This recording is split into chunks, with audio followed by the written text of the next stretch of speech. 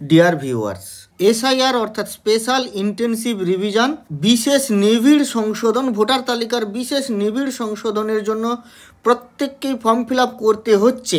সবাই form fill up করছেন, অনেকে বুঝে বা না বুঝে ফর্ম ফিল আপ করছেন। বিভিন্ন ধরনের আপনাদের মনে প্রশ্ন আছে, অনেকে ভুলভাল ফর্ম ফিল আপ করে ফেলেছেন, তারপরে কি করবেন খুঁজে পাচ্ছেন না। আজকে এই সমস্ত যে সন্দেহগুলো আছে, জিজ্ঞাসাগুলো আছে, সেগুলো নিয়ে আমি সঠিক তথ্য দিয়ে এই ভিডিওতে বলবো আপনাদের, এবং প্রমাণসহ। তাই বিভ্রান্ত হবেন না, ভিডিওটি পুরোটা দেখুন। আপনারা যেটি দেখতে পাচ্ছেন এটি হচ্ছে 2002 সালের ইনিউমারেশন ফর্ম। এরকম আপনি 2 কপি পেয়েছেন, আপনাকে আপনার বিএলও 2 কপি দিয়েছেন। এই 2 কপি কিন্তু আপনার জন্য কেবলমাত্র বরাদ্দ, কারণ এই ফর্ম কিন্তু আপনি অন্য কোথাও পাবেন না। তাই ভুলভ্রান্তি করলে বা এটি ছিঁড়ে গেলে আপনি কিন্তু আর নতুন করে এই ফর্ম কিন্তু কোথাও পাবেন না। তবে হ্যাঁ, তার উপায় আছে, সেই উপায় নিয়েও বলবো যে কিভাবে এই ফর্মকে আপনি ব্ল্যাঙ্ক ফর্মে, মানে আপনি নতুন করে ফিল আপ করার জন্য প্রস্তুত করতে পারেন। যদি ফিল আপ হয়েও যায় তারপরেও আপনি করতে পারবেন, সেই ট্রিক্স সম্পর্কে বলবো। এবং যদি আপনি এখনও ফিল আপ না করে থাকেন বা ফিল আপ করেছেন, কোন জায়গায় ভুল সেটি আমি বলবো। ভুল হয়ে গেলে আপনার নাম কি সত্যি বাদ যাবে? আপনার নাম বাদ যাওয়ার সম্ভাবনা কি হতে পারে? আর কোন ভাষায় ফর্মটি ফিল আপ করতে হবে, সে সমস্ত সন্দেহ এবং জিজ্ঞাসার উত্তর আজকে দেব। দেখুন, এই যে ফর্মটি আপনি পেয়েছেন, এই ফর্মের একেবারে উপরে বিএলওর নাম এবং নাম্বার দেওয়া আছে। তাই বিএলওকে আপনি কন্ট্যাক্ট করতে পারেন। আপনার যদি ফর্ম ভুল হয়ে গিয়ে থাকে তাহলে আপনি কি করবেন সেই সংক্রান্ত জিজ্ঞাসা বা সন্দেহ নিরসনের জন্য। যাই হোক, এই ভিডিওটি দেখলে আপনি সঠিকভাবে বুঝতে পারবেন যে আপনার ভুল কোথায় কোথায় হচ্ছে বা ভুল হলে কিভাবে ঠিক করবেন। এখন টপ অংশটি কিন্তু আপনার প্রি প্রিন্টেড, এখানে কিছু করার নেই, আপনি বদলও করতে পারবেন না, কিছু করতে পারবেন না।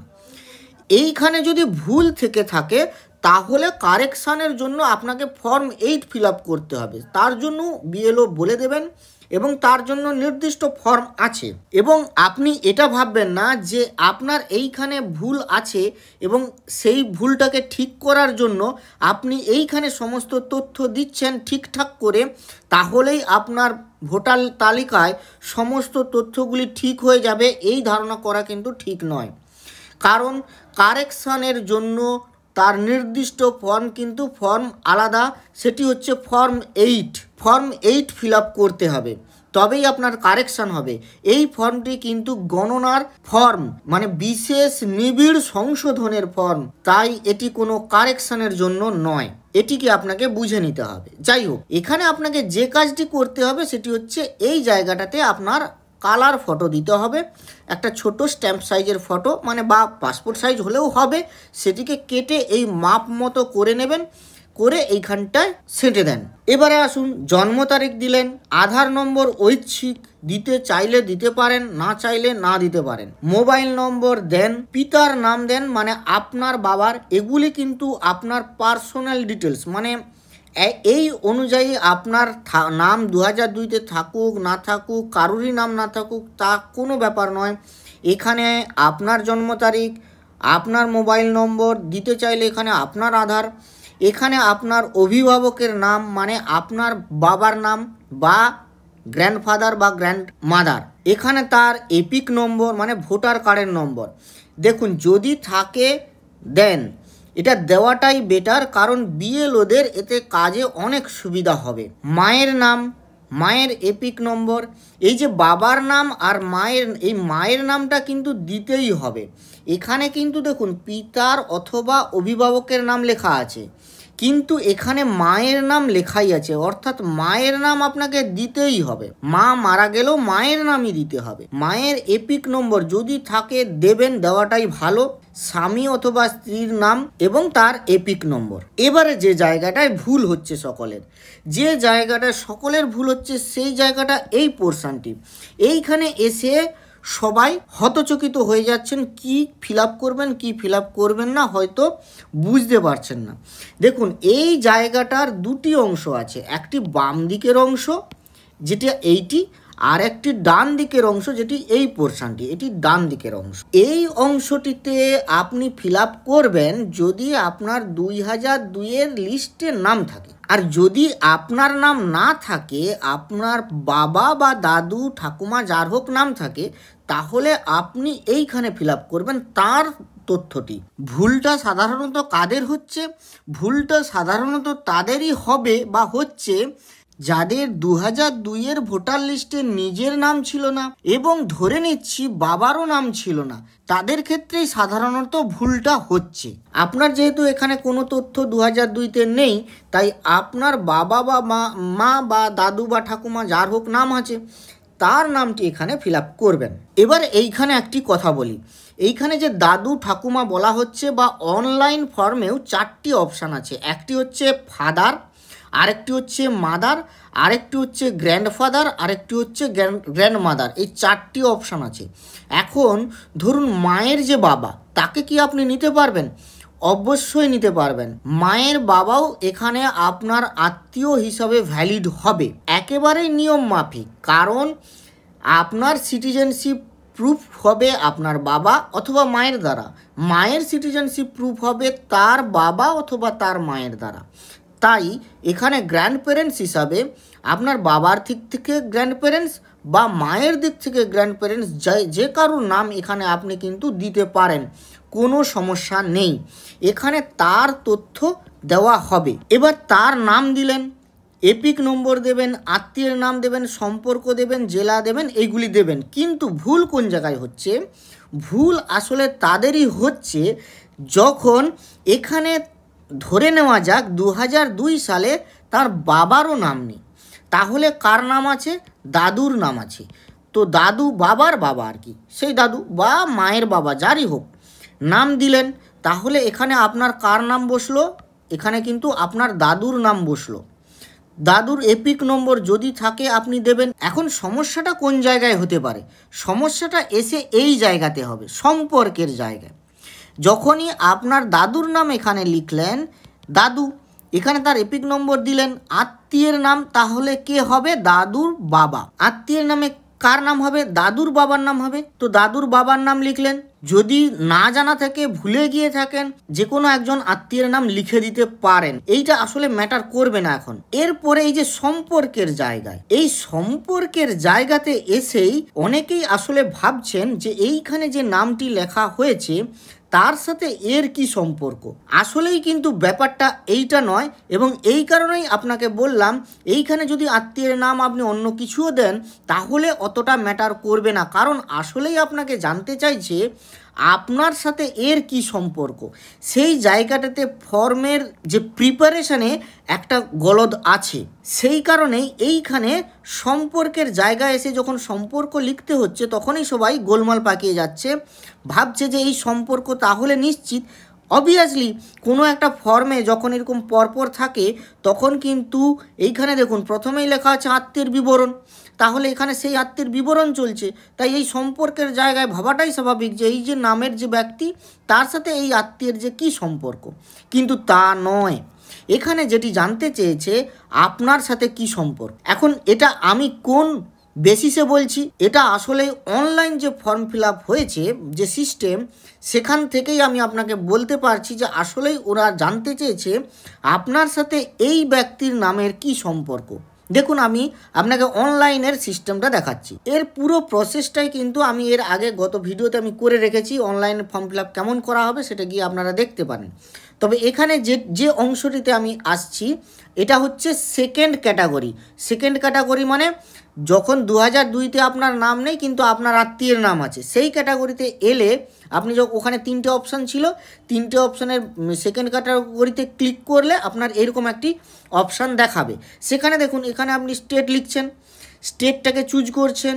এখানে অ্যাসেম্বলি কনস্টিটিউয়েন্সি কি select AC in last SIR, মানে আমাদের ক্ষেত্রে 2002, যখনই এখানে আপনি স্টেট দিয়ে দিবেন তখনই 2002-এর বিধানসভাটি চুজ করতে হবে এখানে। তারপরে polling station number name, part serial number. এইবারে দেখুন এই অংশটি সিলেক্ট ইউর রিলেশনশিপ। এবার বলে নিই এই অংশটি কার দিতে হচ্ছে বলুন তো। এই অংশটি দিতে হচ্ছে এই যে বিধানসভার নাম, পোলিং স্টেশন নম্বর এবং নেম এটা কার দিতে হচ্ছে, এটা কিন্তু সেই রিলেটিভ, আপনার সেই রিলেটিভের যার 2002 সালের ভোটার লিস্টের তালিকায় নাম আছে, সেই রিলেটিভের মধ্যে 4 জন ব্যক্তি নিয়ম অনুযায়ী পড়েন। কারণ অনলাইন ফর্ম ফিল আপে আপনি কেবলমাত্র 4টি অপশান পাবেন, একটি ফাদার, একটি মাদার, একটি গ্র্যান্ডফাদার, একটি গ্র্যান্ডমাদার। এই 4টি অপশানের মধ্যে যে কোনো একটি দিয়েছেন। এখন সেই তার যে তথ্যগুলির মধ্যে এই তথ্যগুলি যার দিলেন সেইখানে বলা হয়েছে কি দেখুন, select your relationship with above mentioned relative.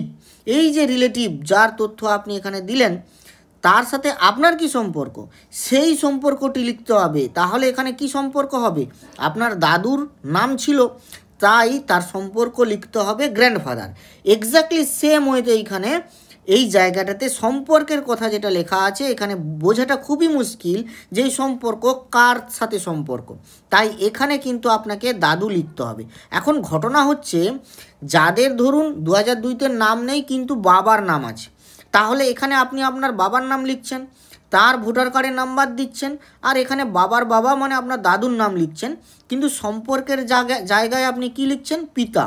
এক্ষেত্রে আপনার ঠিক হয়ে যাচ্ছে কেন না, ইনিও আপনার পিতা আর এই সম্পর্কে হিসাবে আপনি পিতা লিখেছেন। আপনি যদি পিতাটা এর সাথে সম্পর্কের হিসাবে লিখে থাকেন যে ইনি পিতা, তাহলে আপনি আসলে ঠিকই লিখেছেন, কারণ আপনারও তো পিতা ইনি।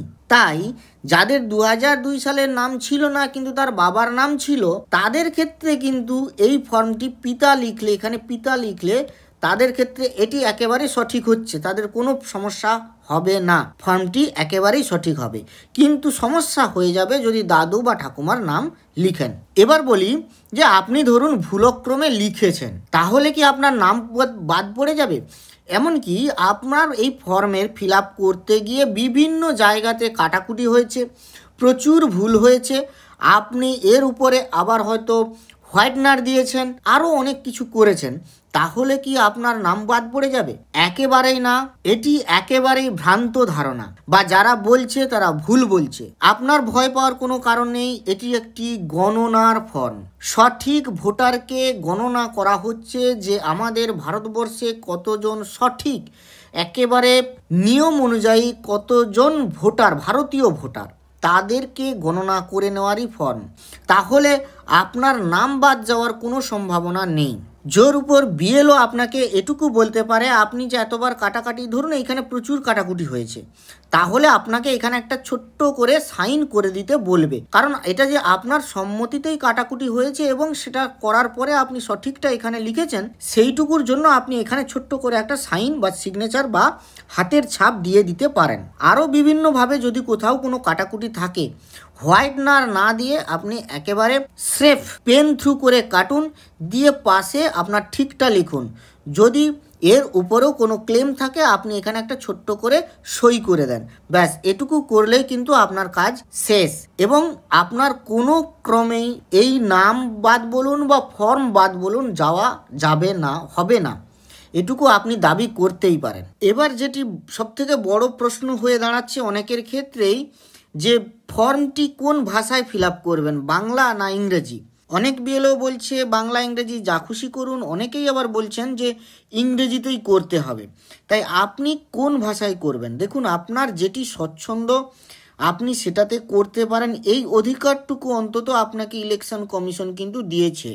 এবার বিএলওর সুবিধা যদি আপনি দেখতে চান, তাহলে বিএলও যদি বলেন যে ইংরেজিতে করলেই তার সুবিধা হবে, তাহলে আপনি ইংরেজিতে করতে পারেন। কিন্তু আপনি আপনার অবস্থানে যদি রিজিড থাকেন যে আমি বাংলাতেই করব, তাহলে আমি বাংলাতেই করতে পারেন। আপনি ইংরেজিতে করতে চাইলে আপনি ইংরেজিতেই করতে পারেন। তবে হ্যাঁ, আপনি যদি ফর্মটি ইংরেজিতে লেখেন তাহলে বিএলওদের একটু সুবিধা হয়, কিন্তু তেমন কোনো অসুবিধা হওয়ার কথা নয়, কারণ তাদের অ্যাপে অটোমেটিক ফেচিংয়ের কিছু ব্যবস্থা আছে। তাই আপনার বাংলা বা ইংরেজির নামের জন্য কোনো সমস্যা হওয়ার কথা নয়। তাই এই ভাষা নিয়ে কোনো বিব্রত হবেন না বা বিভ্রান্তও হবেন না। আপনি যদি বাংলাতে লিখে দিয়ে থাকেন তাকে আর চেঞ্জ করার কোনো দরকার নেই। আর যদি না লিখে থাকেন তাহলে বিএলও যেমন বলছেন যে ভাষায় লিখলে তার সুবিধা হয় তাহলে সেই ভাষায় লিখতে পারেন। এরপরে আসি, কোনো কারণে ধরুন একেবারে এই ফর্মটি কুচি কুচি হয়ে গেছে, কিছুই নেই, ফর্মটির কিচ্ছু নেই, আপনি কি করবেন? ফর্মটি হারিয়ে গেছে, আপনি কি করবেন? দেখুন, হারিয়ে যদি যায় অন্তত একটা ফর্ম যেটা আপনার কাছে থাকতে হবে। দেখুন, দুটো ফর্ম দিয়েছে, যদি দুটিই হারিয়ে যায় তাহলে খুব সমস্যাকর।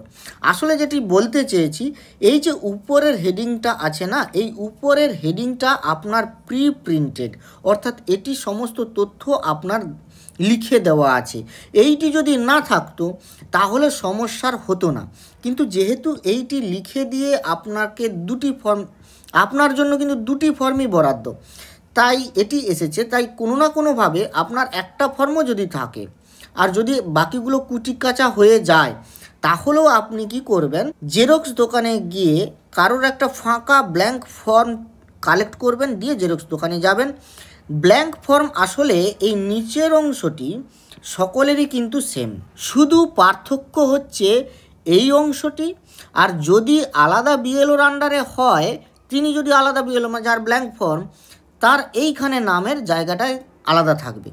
তাই আমি বলবো যে আপনার যে অংশটা, মানে এই একেবারে এই যে উপরের হেডার অংশটা, এই অংশটা কি করবেন, যার যে ব্ল্যাঙ্ক ফর্ম তার উপরে চাপিয়ে দেবেন, দিয়ে আপনারটা মুড়ে ওদিকে রেখে দিবেন, দিয়ে কি করবেন, এটাকে জেরক্স করে নিতে বলবেন। তাহলে কি হবে, তার ব্ল্যাঙ্ক ফর্মের সঙ্গে আপনার এই পোর্শনটি অ্যাটাচ হয়ে যাবে, দিয়ে জেরক্স হয়ে যাবে। এইবার আপনি এটাকে ফিল আপ করে নেন, দিয়ে বিএলওকে জমা দেন, কোনো প্রবলেম নেই, সমস্যা কোথাও হবে না। এখানে আপনি সই করছেন, এখানে বিএলও সাইন করবে, এখানে যা যা তথ্য ছিল তাই হবে।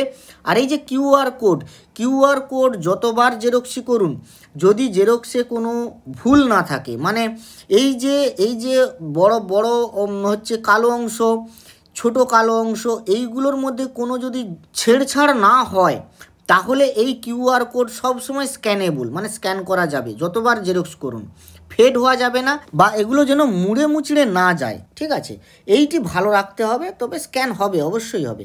আসলে এইটি সুবিধা হচ্ছে বিএলওদের যে বিএলও অ্যাপ আছে, সেই অ্যাপে এটিকে স্ক্যান করলেই আপনার তথ্যটি ডিরেক্টলি ওদের কাছে অ্যাভেলেবল হয়ে যাবে। আপনার এই যে সমস্ত তথ্য, এই সমস্ত তথ্যগুলোই আপনার বিএলওর কাছে চলে আসবে। এরপরে তিনি কিছু কিছু অংশ যেগুলো প্রিফিল থাকবে তাকে করতে হবে না, বাকিগুলো ফিল আপ করতে হবে। তো এই হচ্ছে ভুল, যে জায়গাটাতে অনেকেরই হচ্ছে কনফিউশন হচ্ছে, এই সম্পর্কের জায়গাটা।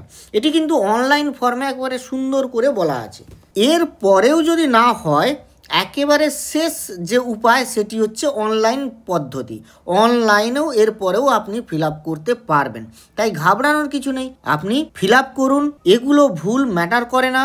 বিএলওর কাছে মূল এখন যে কাজ, মূল যে দায়িত্ব তাদের হচ্ছে যে আপনাকে একটা লিঙ্কিং করা, আপনার সঠিক রিলেটিভের সাথে আপনাকে লিঙ্কিং করিয়ে আপনার তথ্যগুলো ইলেকশন কমিশনের মূল দপ্তরে পৌঁছে দেওয়া। তাই এ বিষয়ে ভাববার কোনো কারণ নেই। আজ এখান পর্যন্তই। ভালো থাকবেন, সুস্থ থাকবেন, ধন্যবাদ।